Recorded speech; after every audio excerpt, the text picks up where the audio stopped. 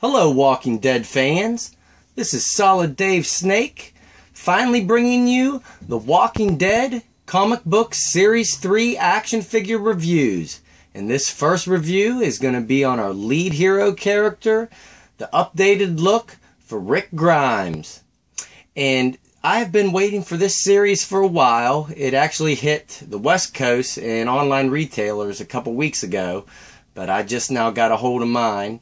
So I'm going to be busting out these reviews for you guys over the next 2 days. Try to get them out there for you because I know you guys have been waiting. But this is Rick based on how he looks after the prison story arc, and really up to how he looks at the end of the all-out war story arc. I'll show you the original concept art that this figure is based off of. And it really works, like I said, all the way up to the end of that prison story arc. And not current, though. Now he looks a little bit like Douglas from the Alexandria Safe Zone. But this is the concept art that this figure was based off of. So that's pretty darn good. And most Mcfarlane figures don't end up looking like their prototype pictures is good, but this one is phenomenal. This one looks exactly like how the prototype looked. Really good. I'll just give you a quick spin of them and then compare them to his Series 1 counterpart, and then we'll start getting into the accessories and everything. And this is a Series 1 look, the blood splatter version. And I think this figure is a great improvement from this first series. Now, the outfit from this first series and the overall character design is great, but the actual likeness in the face, this looks much more like the comic book artwork. Although this is based off of Charlie Adler's artwork, the new Rick, and the old one based off of Tony Moore, because Tony Moore did those first 6 issues of the comic book. So, excellent Rick Grimes figure, the best done to date out of the TV series and comic book series, I believe. We'll see how this Series 6 Rick looks in the next TV series. But as of now, I think this is the best. And the accessories he comes with are really nice. He comes with the same hatchet that the Series 1 Rick came with, only it is covered in blood splatter, and it fits in real tight on a sheath here, if I can get it out. Well, it's not a sheath, it's a little loop on his belt. So it fits in there real tight. You see it's got the blood splatter on it, on the handle and on the blade. So really cool accessory. And he comes with a revolver, which I always find funny in the comic book series figures, because he always used a normal handgun. He never really used a revolver that much. Everybody's so used to him using that Python in the show.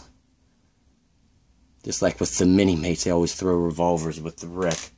And they did that here. And he comes with a real nice M4 and shotgun that are slung over his shoulder. And I will get them off right now. They fit on there pretty tight with the way these straps are. And this M4 is actually the same M4 that's come with a lot of characters, like Merle from the TV series. Only the sling is different. If you remember the strap on those, it was a double sling. And this one is just a single with a little bit of a padding right here, which is really nice. And there's that silver dry brushing over the black, which looks really good. So I have no problem with them reusing this M4 accessory. No reason to change a good design. And the shotgun he comes with looks a lot like the shotgun Tyrese came with, although I think it is different. And it has that same exact sling that was on the M4. So really nice. Looks like a Remington shotgun. So 4 great accessories, and now we'll take a closer look at this updated Rick himself. And as I stated, this face sculpt is definitely my favorite. He's got that longer hair, the beard. He's got a little bit of pink to his cheeks, make him look like he has rosy cheeks. Excellent sculpting on the hair. There's paint variation in there between the browns, darker and light. Looks really good. And he just has a plain white shirt, but the blood splatter effect on it is excellent. And there's little tears through it, like right there. Back doesn't have any blood on it. But if he was chopping up things, all that blood splatter would be on the front, like it is. And he's got this belt with the holster that the revolver fits into, and the little loop for the hatchet. And the detail in like the back pockets of his jeans and this front part get kind of lost with the articulation that they've added. And then his jeans are pretty basic, but have nice folds in them to give it that realistic look. And good detail in his boots, showing a little bit of dirt and wear to them.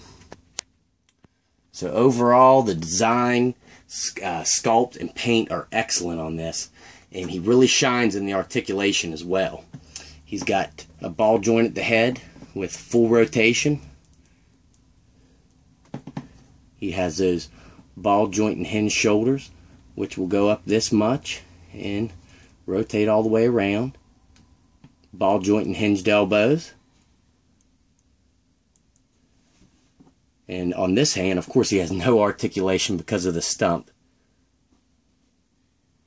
But on this one, he has that extra cut here to rotate and a hinge at the hand.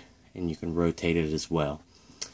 And he does have a cut at the waist, but it's kind of limited by the way the shirt hangs over. So you can only really turn it to that point and then over. And he has that updated articulation that the Daryl with the motorcycle came with, which is really, really nice. So he can kick all the way up